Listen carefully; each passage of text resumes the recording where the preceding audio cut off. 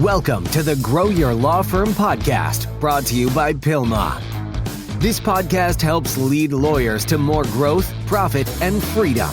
Here is your legal marketing expert and host, Ken Hardison.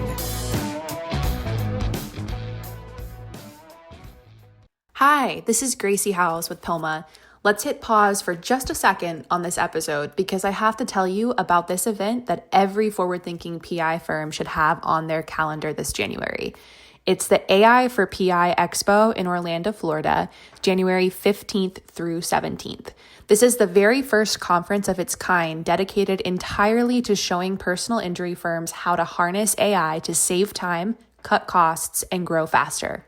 You'll get hands-on demos, practical training, and access to the best AI solutions built for law firms. Reserve your spot now at pilma.org/AI for PI Expo via the link in the show notes. Well, hello, everyone, and welcome to another episode of Grow Your Law Firm. And today we got a treat for you. We got Tanner Jones back from Consultwebs. Glad to have you, Tanner. Thank you, Ken. Glad to be here. And we're going to be talking about SEO, digital marketing. But really what we want to do is we want to look back at 2025, and I want your opinions. Tab, you're on the know. What was the biggest shift in the legal industry that forced firms to adapt this year? Man, this year's been a doozy, Ken. We've seen some change. You know, it's interesting. You know, we've and I've referenced this before in our conversations, but Dale Tincher, our founder and CEO of Consultwebs, he and I did a presentation at Pilma back in 2009, probably. Yeah, I remember. I was just thinking about the train, painting the train. Yeah. Is that painting a moving train? Painting a moving train. And I love that. I thought about the same damn thing right when you said that. I said, yeah, it's like trying to paint a train. Yeah, it's what it is. I mean, and that train is only building steam. It has only gained momentum since 2010. That's the nature of the internet. You know, this has just become the new norm, evolution of the web. And it's more important than ever for lawyers who are investing in the internet, whether it be through digital advertising, SEO, just to recognize that change is inevitable. There's nothing that we can do to stop change. And so what you're investing in matters, not just for today, it matters tomorrow. You want to have a confidence that where you're putting your money today is serving your campaign well for the next several years, if not indefinitely, for your business. And so kind of, you know, looking back at last year, or this year rather, 2025, some notable shifts, especially around the paid side of Google LSAs, as well as Google pay-per-click, have seen quite a bit of evolution over the last 12 plus months. Local services ads has been a wonderful platform for a lot of law firms. Many firms have made significant money off of local services ads, but Google has evolved that local services ad platform, as many of you well know, to where you no longer get credits back. You no longer get your money back if a lead is irrelevant or not within your wheelhouse based on the ad campaign. Instead, Google just applies that back into the ad account to be spent. So it almost forces your hand that if they're going to spend that and go ahead and burn into the ad account, even if they're applying a credit, it means that it's still Google's money. It's just going to be spent at a later date. And so there have been a lot of frustrations in that. Along the same lines, in terms of Google broadening that platform, they've broadened pay-per-click as well. And similar to LSAs, it's been a great way for firms to pick up a handful of cases every single month through the pay-per-click platform. But that too has grown, especially with broad match strategies, to where you can pick up a lot of junk with that platform. So most firms today have gone very focused with their ad strategies, and within pay-per-click going to an exact match phrase strategy where they know I'm only going to spend money for these particular search terms. Naturally, that has caused a lot of dilution in the paid platform. Firms are seeing fewer cases coming through paid strategies generally speaking overall, and they're also often seeing a higher cost per click in the paid world. So definitely some frustrations there, but still presents an opportunity for firms who are willing and able to aggressively pursue cases online. Another piece, Ken, is naturally AI. You know, ChatGPT is coming up more and more in terms of lead sources tied back to cases being signed for clients. And so definitely a completely new algorithm that we've never really had to worry about in years past is now a growing contender when it comes to optimizing and showing up for so that we can get cases for our clients. That alone, those two big shifts, definitely forcing a lot of firms to really reassess their partners, their strategies, because many of which are seeing a decline overall in cases. One point I'll make, Ken, on this is the AI overviews showing up in Google.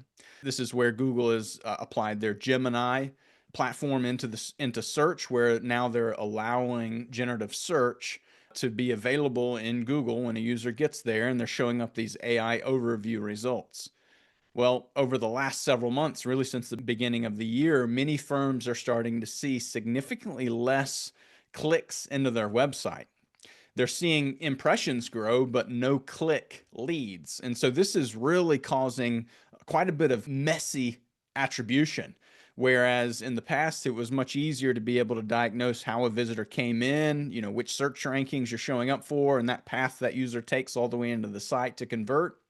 Whereas today, if someone's doing a search in ChatGPT or even in Google and seeing your brand showing up in those AI overview results, then if they go and search for the brand name because they see it, it's much more difficult to track as of today. And so there's just a lot of what I'll say volatility in the search platform today. And it's frankly causing a lot of firms in many instances to panic and thinking about what's coming in 2026. Yeah, so this pay-per-click, so what you're telling me is that is it like it was 2 years ago? That like if you're in New York or LA, you just got to spend a lot of money to get a case? I mean, it's just so more competitive, or you seeing people shift money to LSAs more now? I'm actually seeing a shift in many instances away from some of those Google ad platforms. To speak to your first point, does it require more? In many instances, yes. If you're serious about consistently generating cases from Google pay-per-click, you need to step in with an adequate budget. You need to be able to come in willing to spend and pay a premium on a cost per client acquisition, because the fact of the matter remains, there are other firms who are willing to spend that premium, and so they're just simply going to push you out. And so, yes, that is definitely the nature and what we're seeing. If you're not willing to do that, a lot of firms are actually pivoting those paid dollars away from Google Ads, for example, and putting them into more branding plays like social media. There are a lot of firms reporting great success with Meta, with Facebook and Instagram, and leveraging video content right now, more of the vertical style video to get attention. And that is obviously a great way to be able to pivot resources so that those dollars are still working for you. And the nature of that is you're kind of working up the funnel. If you think of the traditional marketing funnel, you have three general stages.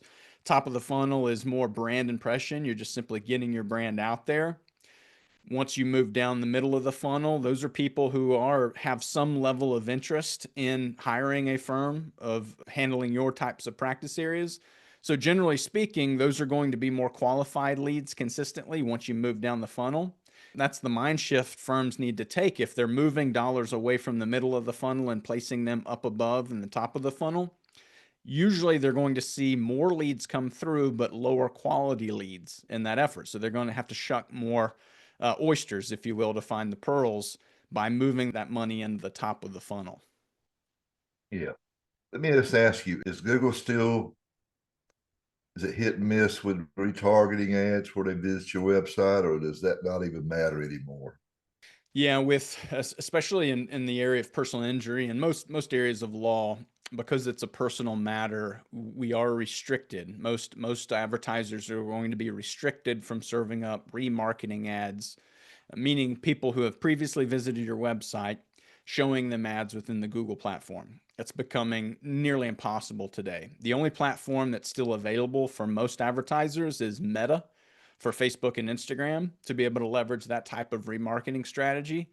And even that, the window is quickly closing. It's basically being said, as of September 2025, it could be any day that Google, or rather Meta, closes the window on our ability to remarket. And so in that case, Ken, I mean, it forces advertisers to continue to move back up that funnel, going into the branding play and working to create as many impressions as they possibly can, especially in the world we're living in, a more of a cookieless world, if you will. So if you were going to we end this fourth quarter now, what would you, if you had to give a checklist on what would be the top 3 must-do items that a law firm ought to be doing right now, getting ready for 2026? Yeah, fourth quarter, you think about it in the aspect of a game, an athletic game. Fourth quarter is a huge quarter. It's a time to really assess what has been working, what has not been working this year. And so Right. that's the first thing I would suggest any business owner do at this time as we're approaching the last quarter of the year. Now's the time to really take tabs of what's producing business. And so go back into your lead management system, your case management system, and connect some dots. What specifically has been your top case driver in terms of lead origin? Is it referrals? Is it SEO? Is it something else? Being able to identify what has been your top few performers of lead gen and case acquisition is ultimately going to give you clarity in where to continue to invest and double down.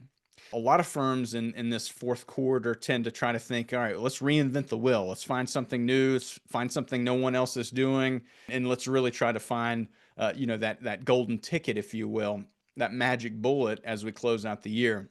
And I believe there's fallacy in that thinking because ultimately, at the end of the day, what you've proven already this year has shown to produce revenue for the firm. Double down on the things that have been working.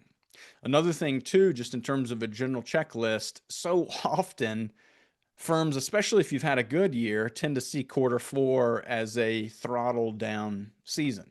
And I would Right. encourage you to change your mindset entirely to that approach because now is the time ultimately to build momentum against competition in quarter four and ride that wave into Q1 into 2026. And so that's another checklist item is ultimately where have things fallen through the cracks? A lot of law firms have a lot of big goals. And so reassess those 2025 goals and see where you stand against them. You still have 3 months to be able to close the gap on any outstanding goals that have yet to be accomplished. Another piece too, as part of that checklist is get the house in order. For example, today, and especially in the world that we're living in with AI search, they're looking heavily at credibility factors around your firm. Now, that can mean a lot of different things to a law firm, but some of the most practical credibility elements today would be your reviews. Reviews not just on Google, but your reviews across all platforms. Reviews should not be a new concept to you, but they are just as much important today as they were yesterday. And I promise you, they're going to continue to be important into tomorrow, especially in this AI world. Get reviews, even, yes, in Google, but go out and get them in other platforms like Facebook, Avvo, some of these other directory profiles that you have individual firm and attorney profiles. So those are some critical things that I'm certain they're going to serve you well if you work through that initial checklist. And again, don't try to reinvent the wheel. Double down on the things that have been producing and make sure anything that you're looking as part of that assessment, if you're finding certain lead gen strategies that you've invested in this past year have not produced a single case, naturally, those are the areas that you can start to criticize, scrutinize, and begin to drop and then reshift those investment dollars into the things that have been producing business for you. So in the future, I mean, like, and Philma, we're having a AI for PI Expo in January, and you're going to be speaking. But kind of give us a little hint or a little clue. What are you going to be talking about as far as how AI is going to be affecting SEO or digital or whatever, or online marketing? Because I think some lawyers are worried that well, AI is going to take it over, so there's no even need to worry about SEO anymore. We'll just put a website up and don't worry about it. I know I asked you 3 questions right now, but just kind of take them one at a time. Deal with Sure. Yeah, I'll deal with it. The big thing is, first of all, hats off to you and Pilma for being willing to put that event on. This is something attorneys are starving to be able to get not just theory, but actual practical information on what they can take away and implement in their office to be able to stay ahead of competition. So I know you have a ton of good speakers going. Our big focus this year is really sharing what we've learned and how Google is assessing websites as well as ChatGPT and these other platforms and how they're serving up top results. So a firm that may be saying, I don't even know if it's even worth continuing to invest online. likely means they haven't been producing business in Yeah, today's environment. And so I yeah, would tell you be aware of your perspective is jaded because simply put, you're not getting results currently if that's the case. There are other firms that are thriving right now, producing yeah, more yeah. cases than they've ever generated before from the Yeah, internet. I know of some of our masterminds at Pilma are really killing it on Mhm. LSAs. I mean, killing it, Tanner. I Yeah, mean, in fact, they're getting so many cases they don't have enough money to buy all the cases because I mean, and it's cost them about $2,000 a piece, which is hmm, I think not a. And I was wondering about that. Have you? I mean, I think there's a price rise because of what you were talking about earlier about more people, it's getting harder. People, more lawyers are willing to pay higher prices for cases or for pay clicks or whatever. What are you seeing as the national? I mean, because y'all represent a lot of law firms across the nation. I mean, I mean, is $3,000? When I first started, it was like $500 a case. I mean, we right. were knocking it out. I mean, all we wanted for 500. And then I've seen it go to 1,000, 1,500, 2,000. And now I'm seeing firms saying that they're having to spend like close to 3,000. Hmm. And my answer is if your average fee is over 15 to 20,000, then I think it's okay. It's just that it's like a sticker shock inflation, like everything else. You go to the grocery store and eggs used to be $1 and now they're $6. I mean, but the deal is you're going to eat eggs and you're going to pay it, and That's something right. else And is going to have you to need change. cases. Yeah, yeah, You you need got to have cases. cases. Period. It's a difficult question, Ken, and I know you know that. There's complexity in it because depending on whether or not you're I'll say a general run of the mill motor vehicle accident firm. Yeah, yeah, For that type of firm, yes, average cost per case, from my experience, $2,000 to $5,000 cost per case, yeah, depending on yeah. the size of the market, the competitiveness of the market. That is not out of line. Any firm that's signing cases under $2,000 right now, you have something extraordinary from my experience. Special, There are, something special. that's right. And so, yeah, it's important to recognize that because you're right. Just 5 years ago, under $1,500 a case was good, favorable. I would often try to change that perspective a little bit in that if you're looking at it from the standpoint of your average case value, consider Yeah, your average case value and then really ask yourself what is a reasonable return on investment, or from the other angle, how much am I willing to pay to generate that average value? And from our experience, the first target of any marketing campaign, that first benchmark, if you will, should be a 2 to 1. That's not a great return on investment, right? So don't hear me wrong uh, on that. But in terms of a first target, for something to really illustrate that it's working toward something fruitful for your firm, you need to be at least signing a case for half the cost of what that value is. Again, you're not going to make a ton of money doing that, but you have something at least that's operable. From there, moving it up to a 3 to 1 ROI, for every dollar you're putting in, you're getting 3 back, would be that first level of, okay, that's starting to be close to satisfactory.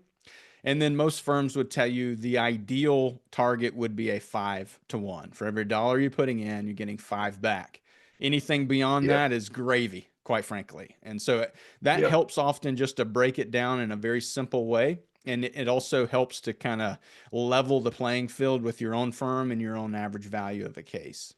yeah. And I back when I was practicing, it was six. I wanted 6 to 1, but I'm happy with 5 to 1 today Mhm. because of the things change. But it's like what you said is in Simpleman's terms. If I'm trying to go after a nursing home case and my average fee is 100,000, and my PI regular whiplash case is worth 20,000 or 15,000, say 20, I can spend 5 times as much to get the, don't want to, but I can spend 5 times as much to get the Nursing home nursing home case. case. Cause I mean, I know that's my average fee is 100,000. Then, You I spend can spend 20 grand to 20,000. I get it. mean, Mhm. don't want to, Right. But the whole thing about at least long term marketing, it's so easy to allow emotions to creep in.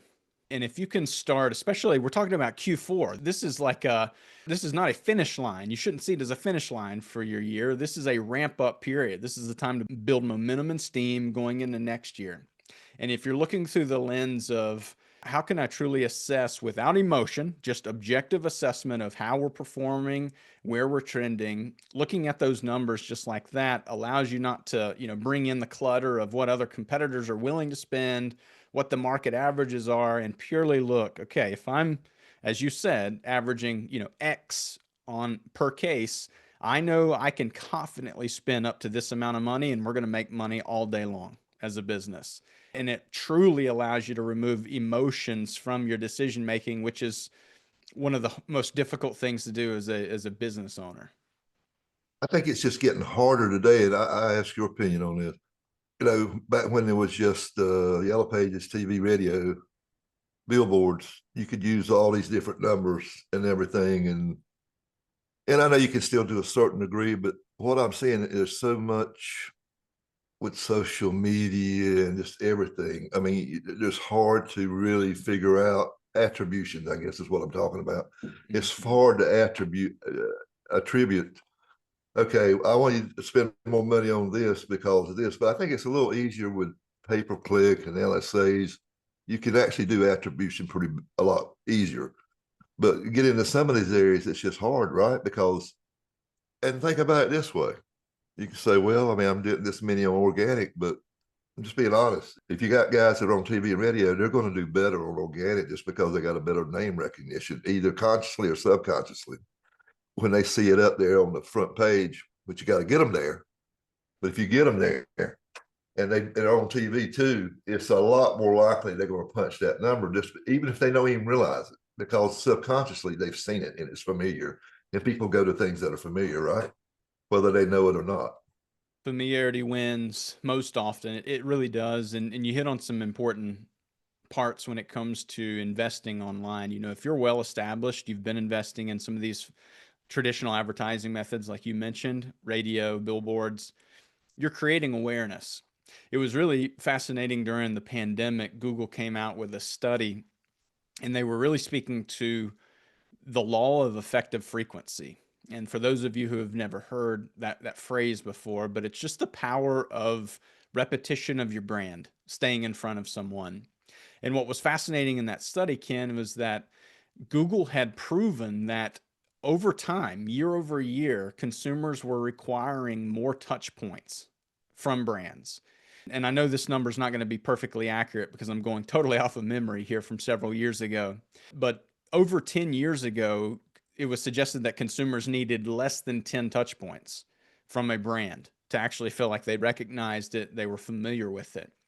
Well, during the pandemic, it was already pushing over 25. I believe it was like 26 touch points that a brand needed to make with the average individual before they actually felt like they knew, liked, and trusted that brand.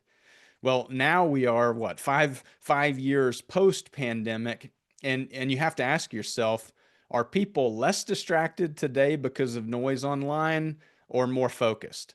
And I think we would all agree we are living in an age of total distraction. And like you cannot even go to social media without being bombarded with all kinds of information. And so naturally, consumers today are taking in, they're recalling less of a brand, which does what? It forces advertisers to have to increase the volume of that brand impression. So it's making it even more challenging for any advertiser today to get the attention of the average consumer because of the noise online. And so Yeah. That being said, what that should teach us is that top of the funnel we were talking about earlier, if you're going to invest in video content or other advertisements, investing in that top of funnel so that you're creating more brand awareness, more brand touch points with your individual consumers, that's one of the only ways to truly aggressively compete in tomorrow's landscape, because consumers are only going to get just continued to be bombarded with content online. Yeah, I mean, it's like we were at a mastermind and Mickey Left said, I always talk about people hire lawyers they know, like, and trust. And she says, and they remember, are rememberable. Yes. They got to remember you, right? And I thought They have that to, was, yeah. You know what I'm saying? Well, And how they gonna remember you if you ain't in front of them all day? I mean, and I that's think your listeners should really consider, like the point you're making. You referenced LSAs performing really well for firms for in certain markets, and even the attribution being a lot cleaner, meaning they can identify if a lead is coming through the Google local services ad platform because it's a controlled platform. Google's not allowing or forcing users away from that platform to convert. Whereas if you're investing in, say, search engine optimization and AI overview visibility, if somebody's doing various searches and seeing your brand showing up for a wide range of, best trial lawyer for personal injury cases and best personal injury lawyer, and they just keep seeing your brand, and then finally they're like, well, that's the established brand I want, and then they go right back up to Google and type that firm name.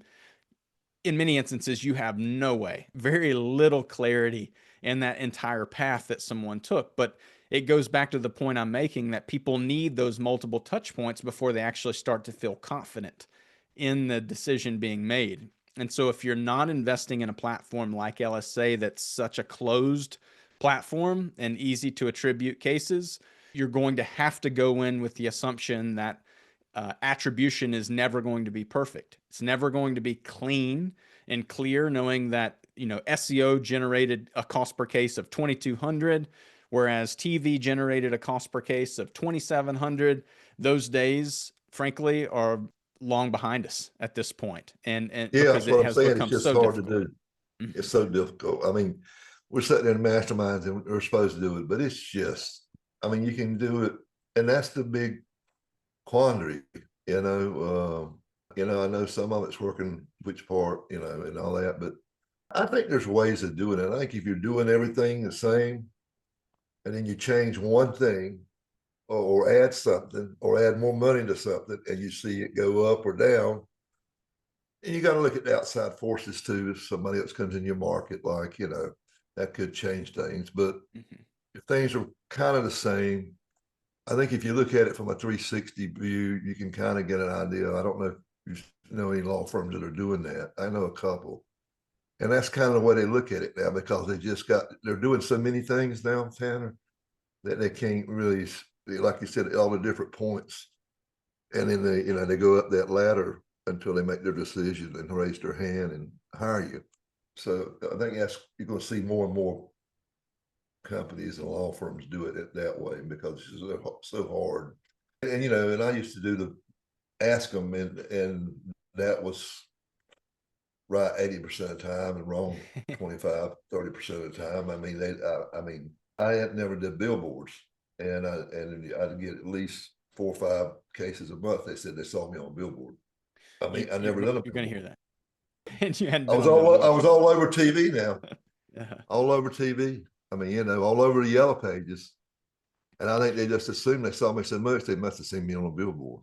I mean, my old firm does billboards now, but back when I was doing it, I was just pumping so much money into TV and internet, and phone books, of course, up to about 2005. And then we got out of them and went put that money on the internet a lot more, because it was getting too expensive.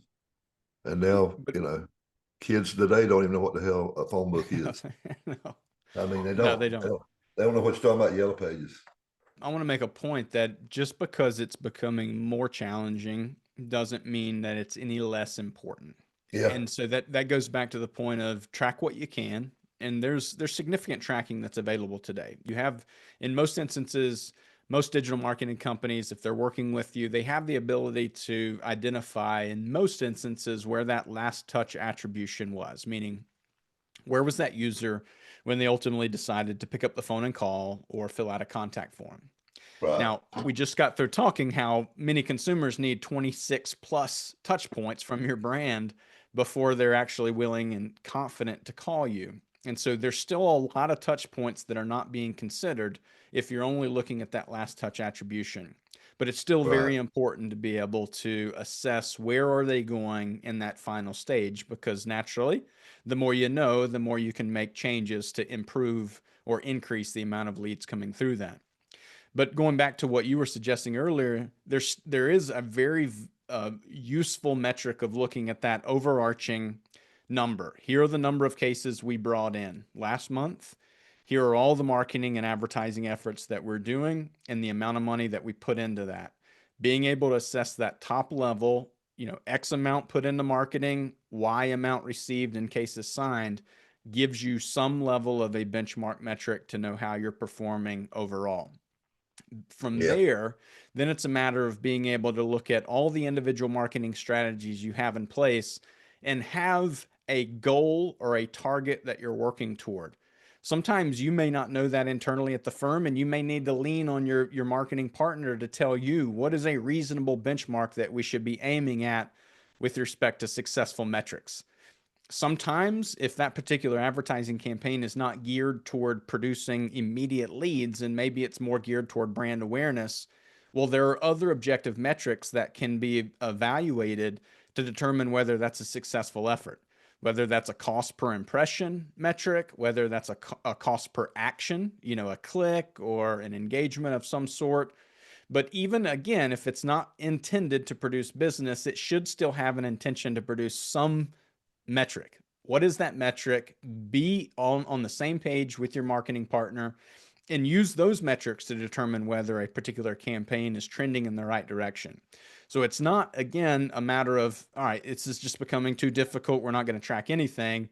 I would argue that it's more important to dig into that data, really challenge you and your marketing partner on what a successful benchmark looks like, and assess that, scrutinize that. And if it's not meeting those aligned goals or expectations, be willing to shift those budgets and apply them into places that are illustrating upward trajectory and growth.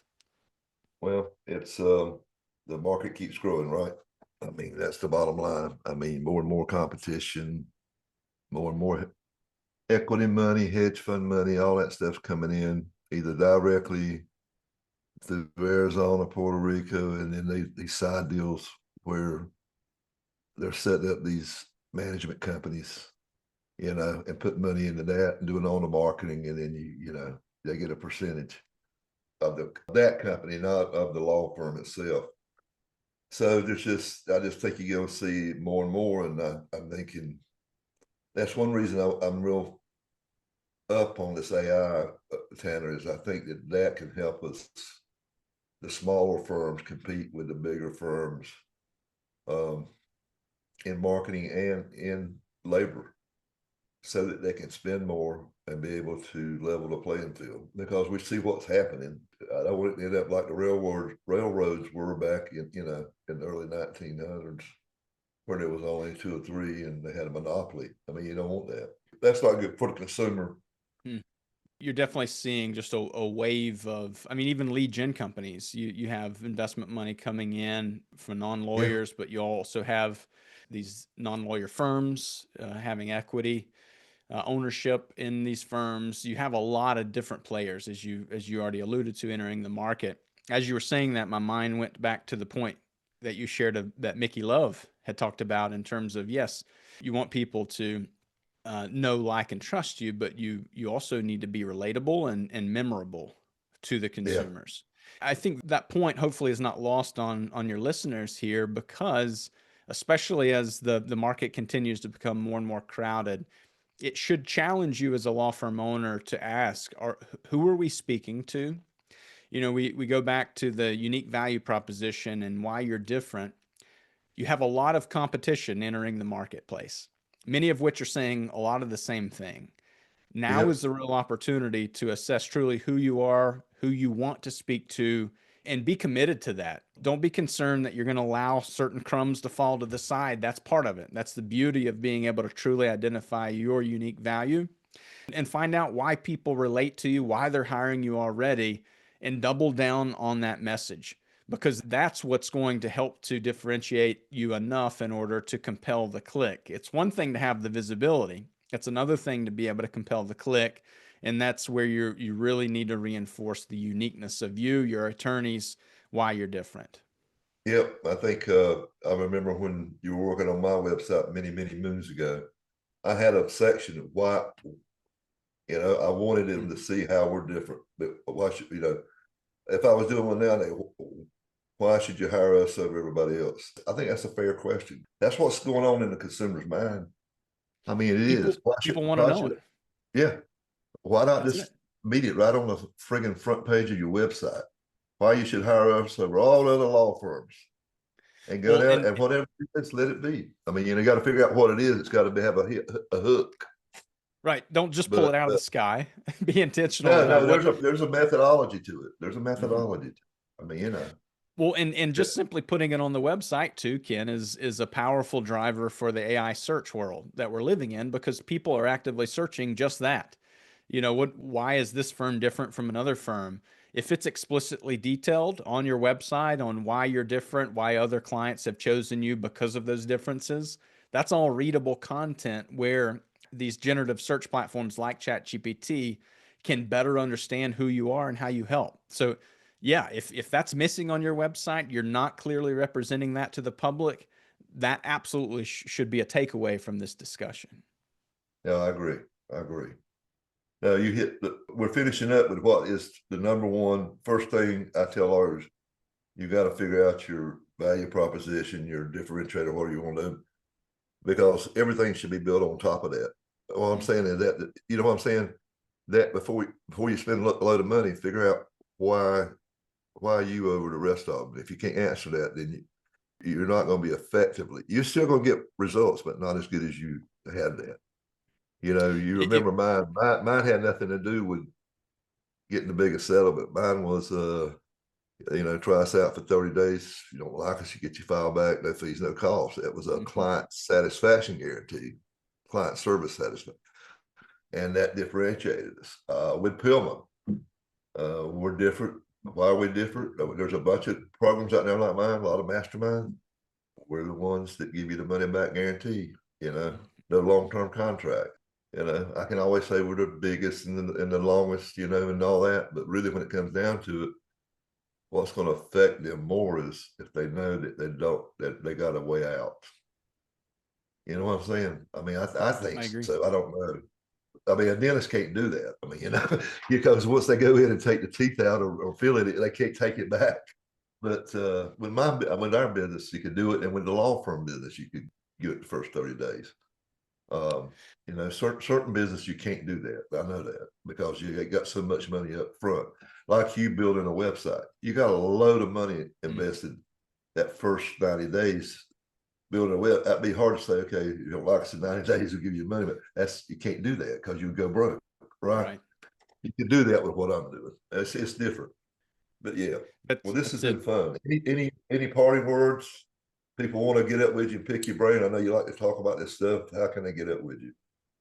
Yeah, would love to, obviously we're in this ever evolving landscape of search. I would ask if anyone is very interested in learning more about content.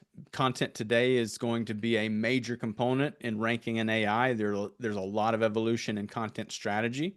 Many law firm websites that have invested in content for many years have a world of opportunity in front of them, but they need to know how to consolidate those pages to be able to show up and perform in the world of AI search. So if that is of interest to you in particular, as a listener, I encourage you to reach out to me. We can talk through a custom content evaluation of your site and ultimately a roadmap in order to get the most out of AI search.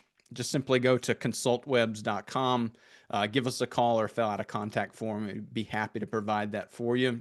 The parting word of advice here, I would just say we're in a powerful season right now for business owners moving into Q4. It is most often a time where law firm owners, especially those who've had a great year, they fall into the fat cat syndrome here. They throttle down. They use this year to unwind, or rather the last quarter to unwind and get ready for next year. This is a real opportunity for you to be able to close that gap on those firms. Treat it as an opportunity to reassess what has been performing, making sure you have a strategy in place to implement starting in 2026. And I'll just end with this old adage: if you're failing to plan here, you're going to plan to fail. Be intentional with strategic planning this quarter. Make sure you set yourself up for success next year. And also definitely attend the AI conference that Pilma's putting together in January in Orlando. It's going to be one you do not want to miss. I appreciate that. And I've really searched long and hard and got lawyers and they've got thought leaders and people that are actually doing it and going to share. And it's 2.5 days. The last half day, we're going to have actual workshops where you get in there and they're going to show you how to build a custom chat GPT, or how to do this, or how to do that, or how to use this in marketing. We're going to have one for owners and COOs, one for marketing people, and one for intake people. So, I'm excited about it. Not that I'm going to be teaching a lot of it, to be honest with you, because it's above my pay grade, but we brought in some experts, and I brought in people from San Diego all over, and lawyers from all over that are using this stuff, and they're going to tell you the skinny on it. They may tell you the truth. I think the problem with it right now, Tanner, is lawyers are intimidated by it and they don't know where to start. And one of our keynote speakers, I did him on a podcast. He's not come out yet. Maybe by the time yours is out, but he's done it and he knows how you start it, and it's not the way you think. So you come to the event, you're going to learn how to do it. So anyway, thank you again. Thank you for being there, and wise wisdom here at the end. So I appreciate it. Thank you, Ken. Okay. All right. Till next time, this is Ken Hardison, dedicated to your success. Take care, guys.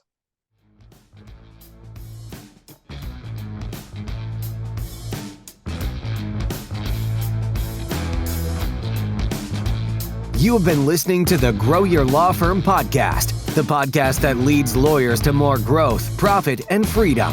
Go to growyourlawfirm.com to find more ways to market and manage your law firm. Please leave us a rating and review wherever you listen to your podcasts.